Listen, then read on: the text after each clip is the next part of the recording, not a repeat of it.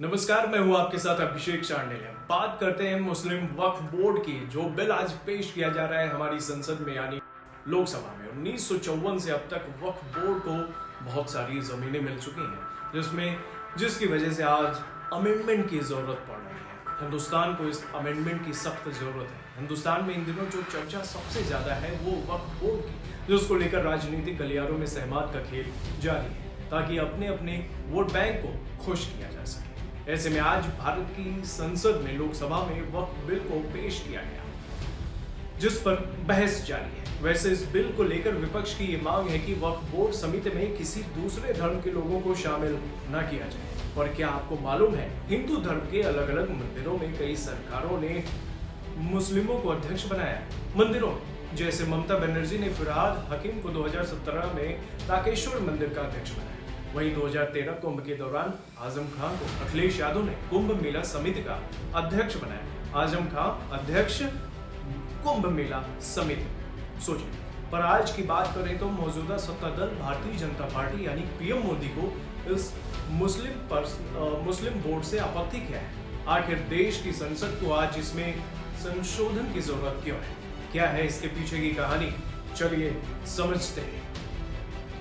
दरअसल संपत्ति के प्रबंधन का काम वक्फ बोर्ड करता है या एक कानूनी इकाई है। प्रत्येक राज्य में वक्फ बोर्ड होता है। वक्फ बोर्ड में संपत्तियों का पंजीकरण अनिवार्य है। बोर्ड संपत्तियों का पंजीकरण, प्रबंधन और संरक्षण के लिए करता है। राज्यों में बोर्ड का नेतृत्व अध्यक्ष करता है। देश में शिया और सुन्नी दो तरह के वक्फ बोर्ड हैं। साथ ही वक्फ बोर्ड को मुकदमा करने की शक्ति भी है। दूसरी सबसे बड़ी बात यह कि वक्फ संपत्तियों के प्रबंधन के अलावा मस्जिद, रैन बसेरों और कब्रिस्तानों का निर्माण और रखरखाव भी करता है। वैसे जब वक्फ बोर्ड 1954 में प्रधानमंत्री नेहरू के कार्यकाल में इसको वक्फ बोर्ड को लाया गया था, तब इस बोर्ड के पास महज कुछ हजार संपत्तियां थी देश भारत में। पर 2025 आते आते आज पूरे भारत में मुस्लिम वक्फ बोर्ड के पास 10 लाख एकड़ तक की संपत्ति मौजूद है। और आज के समय में या यूं कह लीजिए कि रेलवे और डिफेंस के बाद मुस्लिम भाइयों के पास, हमारे जो मुस्लिम भाई हैं उनके पास सबसे ज्यादा संपत्ति है, यानी विस्तारवादी नीति आप समझ लीजिए। पर इसका जिम्मेदार कौन है? आखिर आजादी के बाद से अब तक देश में ऐसा क्या हुआ जिसकी वजह से वक्फ ने धड़ल्ले से इतना विस्तार किया, जिसके आगे सरकारें भी कुछ हैं?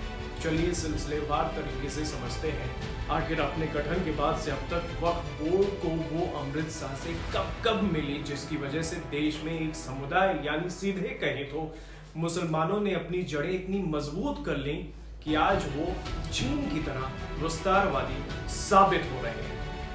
1954 में देश में वक्फ बोर्ड आने के बाद 1995 में उसमें एक ऐसा संशोधन किया गया जिसमें भारत सरकार ने वक्फ बोर्ड अधिनियम 1954 के तहत भारत से पाकिस्तान गए मुसलमानों की जमीन वक्फ बोर्ड यानी मुस्लिम वक्फ बोर्ड को दे दी। वहीं 1991 में बाबरी विध्वंस की भरपाई के लिए 1995 में पीवी नरसिम्हा राव सरकार की नेतृत्व वाली सरकार ने वक्फ बोर्ड अधिनियम में बदलाव करके मुस्लिम वक्फ बोर्ड को जमीन अधिग्रहण के असीमित अधिकार दिए।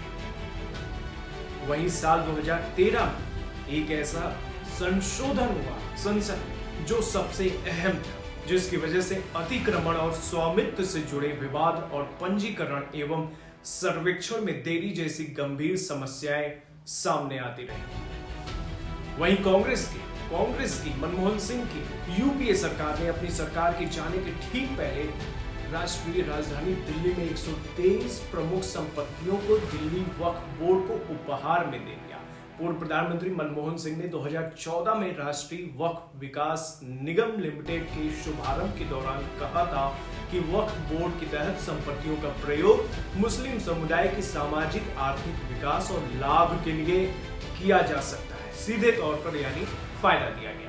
वहीं 2013 की कांग्रेस सरकार में ही बोर्ड को अधिकार के रूप में ऐसे ब्रह्मास्त्र दिए गए ताकि किसी की भी संपत्ति छीनी जा सके, जिसे देश की किसी भी अदालत में चुनौती भी नहीं दी जा सकती।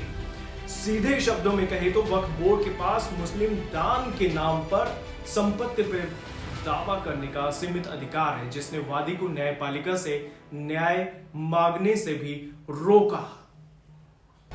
आज यूपीए सरकार में किए गए इन संशोधनों की वजह से देश भर में मुस्लिम वक्फ बोर्ड की संपत्ति दोगुनी हो चुकी है, जो एक भू माफिया की तरह काम कर रहा है, जिसमें निजी संपत्ति से लेकर सरकारी भूमि और मंदिर की भूमि से लेकर गुरुद्वारों तक की संपत्ति पर कब्जा धड़ाधड़ जारी है। धन्यवाद। अगर आपको ये वीडियो पसंद आया है तो इस वीडियो को लाइक करिए और साथ ही अगर चैनल भी पसंद आ रहा है तो ऐसे वीडियोज और वीडियोज इंफॉर्मेटिव वीडियोज के लिए चैनल को सब्सक्राइब